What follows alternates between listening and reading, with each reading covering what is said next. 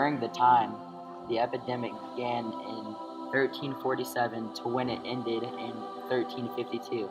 It managed to kill an estimated 20 million people in Europe. It arrived in Europe by infected black rats and fleas that traveled on ships from Asia. The bubonic plague arrived in Europe by boats. Almost all of the men were either dead or fatally sick on the boats that arrived in Europe. The Black Death arrived in waves, infecting more and more people. Recent discoveries from scientists have evidence showing that the plague was actually airborne, meaning the plague was transmitted by coughing, sneezing, and other human interactions. If you caught the disease, you would probably die. A small people would survive as their immune system adapted and overcame the disease, but that was a very small number in the many millions. The best chance of not dying comes from not catching the disease. Your chances of catching the disease depend on who you are and what you do. If you're a witch, you could leave an infected area, reducing your chances of contracting it to around 27%. If you're a monk in a monastery, which is unfortunate enough to have the plague infected your brother, you have a worse chance, about 50-50, as you live in close proximity to each other. The clergy who would administer last rites as around 50-60% chances of survival. If you were a peasant, it was still pretty bad.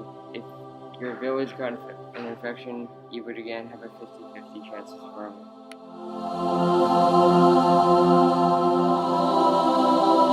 By the time the infected person who had introduced the disease to the port, town, or village died, others would already be in the early stages of infection.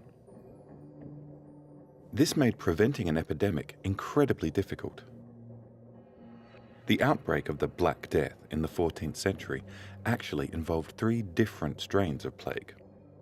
The most common and visually the most gruesome form is the bubonic plague. The second form was the pneumonic plague. It infects the respiratory system once the bubonic strain reaches the lungs. The third form, septicemic plague, infects the body's circulatory system, that is, the blood. The bubonic plague is actually the weakest of the 3 strains. During the worst outbreaks of the Black Death, pneumonic and septicemic plague had mortality rates of almost 100%. It's believed malnutrition played a major role in making the symptoms more dramatic. Many who died had endured years of famine, the result of severe storms and drought, making their weakened immune system vulnerable.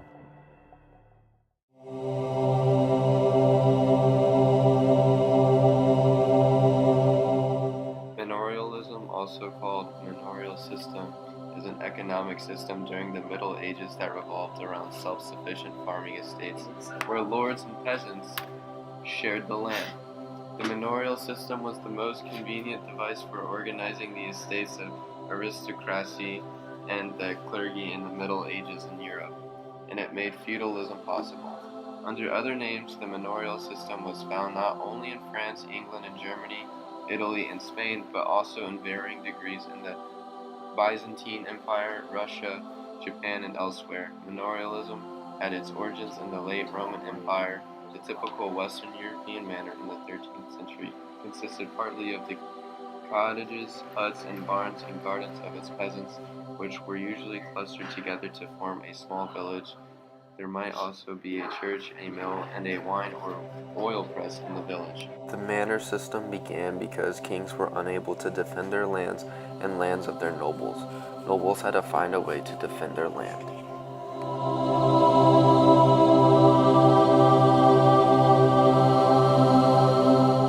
Feudalism, the dominant social system in medieval Europe, in which the nobility held lands from the crown in exchange for military service, and vassals were in turn tenants of the nobles, while the peasants, villains or serfs, were obligated to live on their lord's land and give them homage, labor, and share of the produce nationally in exchange for military protection.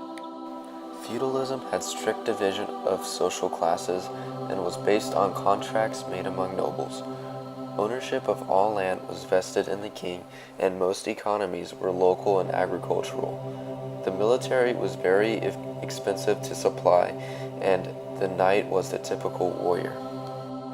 In a feudal system, a peasant or worker known as a vassal received a piece of land in return for serving a lord or king. Vassals were expected to perform various duties in exchange for their own piece of land. Feudalism occurred because people needed land and protection.